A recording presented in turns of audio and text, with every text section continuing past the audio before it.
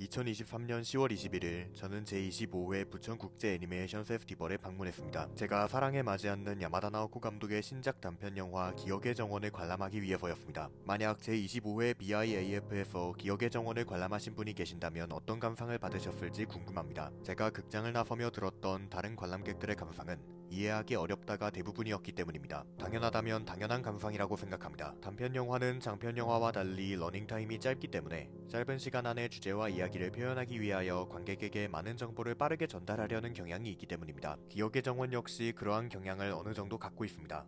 그럼에도 불구하고 저는 야마다 나오코 감독의 단편 영화 기억의 정원을 명작이라고 생각합니다. 기억의 정원은 영원히 변하지 않는 것이라는 야마다 나오코 감독의 정체성을 여전히 잇고 있는 작품입니다. 하지만 이전의 작품들과는 다른 새로움 역시 여전히 보여주고 있는 작품이기도 합니다.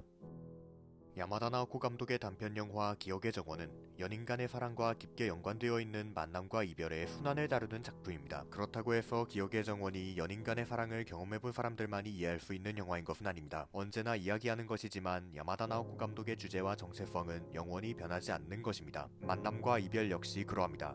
누구나 만남을 경험하고 이별을 경험합니다. 이들은 오랜 시간이 지나도 되풀이되는 경험들이며 그 경험들은 오랜 시간이 지나도 되풀이되어 느껴질 마음들을 낳습니다. 따라서 야마다 나오코 감독은 영원히 변하지 않는 마음들을 만들어내는 경험들인 만남과 이별을 연출하기 위해 사랑이라는 또 다른 변하지 않는 마음을 활용한 것에 가깝습니다. 그렇기에 누구나 기억의 정원을 이해할 수 있습니다.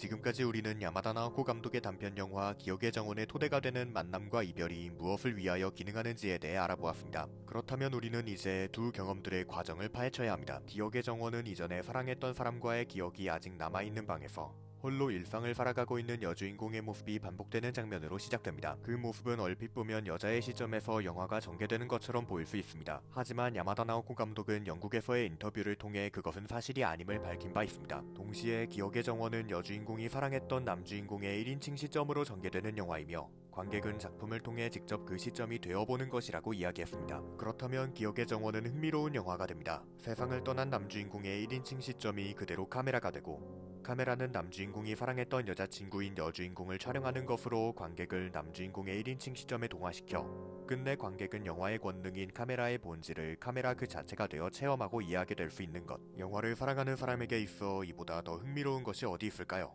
야마다 나오코 감독은 그러한 카메라의 존재에서 주제를 확립합니다. 이제 남주인공의 1인칭 시점이 되어 처음으로 되돌아가 봅시다. 남주인공은, 카메라는, 우리는 이전에 사랑했던 떠나간 사람과 함께한 흔적이 아직 남아있는 방에서 홀로 살아가고 있는 여주인공의 일상이 반복되는 모습을 바라보고 있습니다. 이처럼 살아있는 그녀의 세계에 간섭할 수 없는 남주인공은 자신을 잃고도 홀로 일상을 반복하고 있는 여주인공을 향해 직접 감정을 표현할 수 없습니다. 자신의 1인칭 시점인 카메라가 촬영한 후 영사되는 화면에 이모지를 띄우는 것으로 그나마 대신할 뿐입니다. 그러한 남주인공은 여주인공과 사귀기 이전에 사귀었던 것으로 보이는 검은머리 여인의 일상 역시 조금은 바라보고 있습니다. 이는 남주인공이 죽음 이후 이제까지 맺어왔던 관계들을 이리저리 떠돌면서 바라보고 추억하고 있음을 의미하는 듯합니다. 그럼에도 불구하고 남주인공의 마음은 마지막으로 사랑할 사람에게 있습니다. 그렇기에 남주인공의 1인칭 시점이 아닌 카메라의 3인칭 시점으로 바라보는 유일한 세계인 환상 속에서 남주인공과 재회하는 것은 여주인공입니다. 이 환상에서부터 카메라의 시점은 조금씩 여주인공의 시점으로 옮겨가는 것처럼 보입니다.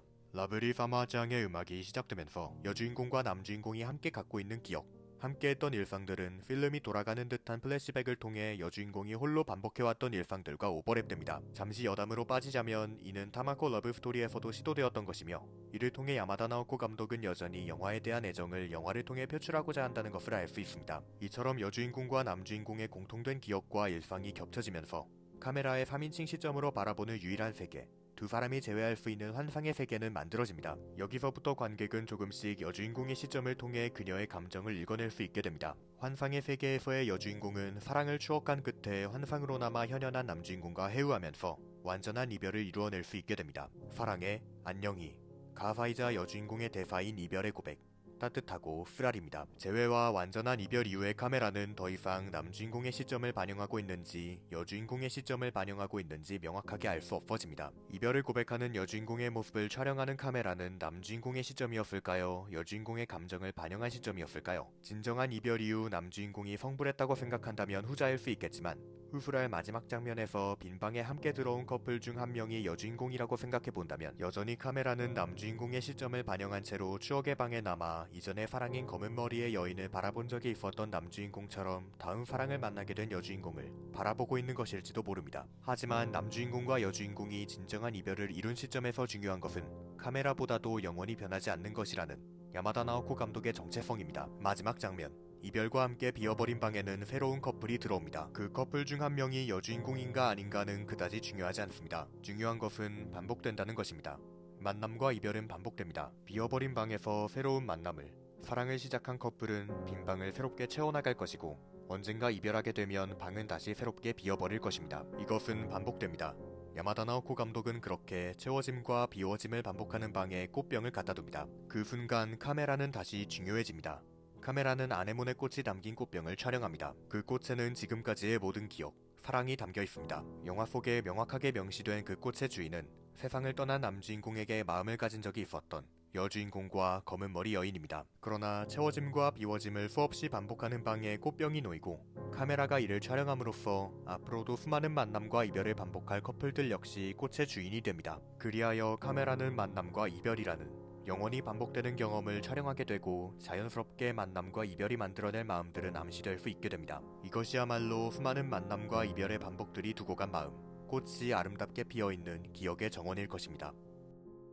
라브리사마짱의 음악은 지금까지 이야기한 모든 것을 남김없이 담아냅니다. 따라서 기억의 정원은 마치 뮤직비디오처럼 보이죠. 개인적으로 저는 뮤직비디오식 연출을 좋아하지 않습니다.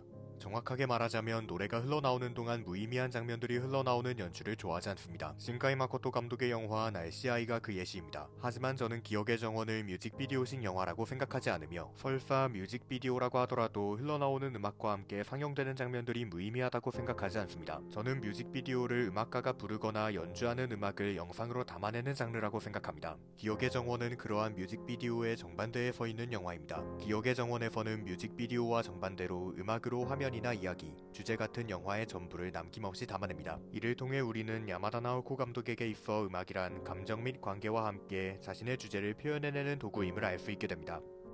이쯤에서 조금은 다른 이야기를 해보고자 합니다. 단편 영화 기억의 정원을 관람하면서 저는 야마다 나오코 감독이 유아사마 사키 감독과 그가 설립한 애니메이션 제작사 사이언스 사료의 연출 및 작화 방식을 새롭게 받아들인 것 같다는 감상을 받았습니다. 이전에는 플래시백 연출 등에서 자주 활용되었던 몽환적인 연출이 현실까지 확대된 후 시각적으로 눈치챌 수 있을 만큼 색채적으로 변화하였다거나 작화가 끊임없이 일렁인다거나 하는 것 등이었습니다. 여기서 놀라운 것은 그러한 영향들이 어색함 없이 야마다 나오코 감독의 본래 방식들에 녹아들었다는 것입니다. 생각해보면 이것은 이전에도 꾸준히 드러났던 야마다 나오코 감독의 능력입니다. 그 예시로 타마코 러브 스토리를 들 수 있는데 야마다 나오코 감독은 이시하라 타츠야 감독의 영향을 받은 코미디 및 일상 연출 기술을 자신만의 연출 기술 및 주제와 융합하여 타마코 러브 스토리를 최고작으로 만들었습니다. 즉, 야마다 나오코 감독은 영향받은 것을 자신만의 것과 훌륭하게 융합시키는 능력을 지녔습니다.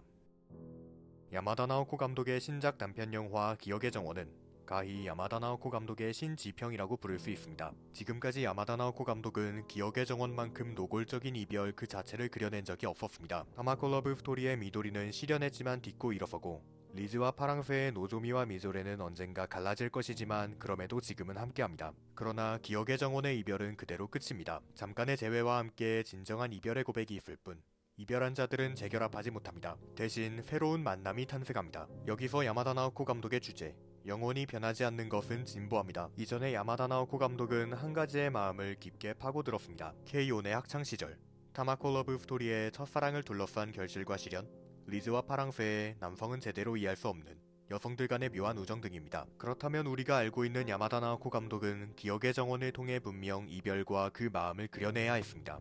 하지만 기억의 정원에서의 야마다 나오코 감독은 이별에서 멈추지 않고 계속해서 새롭게 진보합니다. 이별이라는 마음을 딛고 만남이라는 마음으로 나아가서 기억합니다. 그렇기에 기억의 정원은 야마다 나오코 감독의 신지평입니다. 지금까지 줄곧 하나의 마음을 다루었던 야마다 나오코 감독이 하나를 딛고 둘, 셋을 다루어내기 시작한 것입니다. 교토 애니메이션에서 배워온 영향과 애니메이션을 바라보는 사이언스 사료의 시선에서 깨달은 영향, 그리고 감정 및 관계, 음악이라는 도구들은 영화의 구성 요소를 항상 생각하는 야마다 나오코 감독의 연출력과 융합하여 끝내 감독의 진보를 돋습니다. 야마다 나오코 감독은 카메라라는 영화의 권능을 탐구하는 모습을 보여왔습니다. 그것은 리얼리즘 작화를 추구하는 교토 애니메이션의 영향일지도 모르지만 감독 본인의 취향처럼 보이기도 합니다. 동시에 야마다 나오코 감독은 자신만의 주제를 끊임없이 갈고 닦으며 발전시키기도 합니다. 그것이 바로 야마다 나오코 감독을 사랑할 수밖에 없는 이유라고 저는 생각합니다.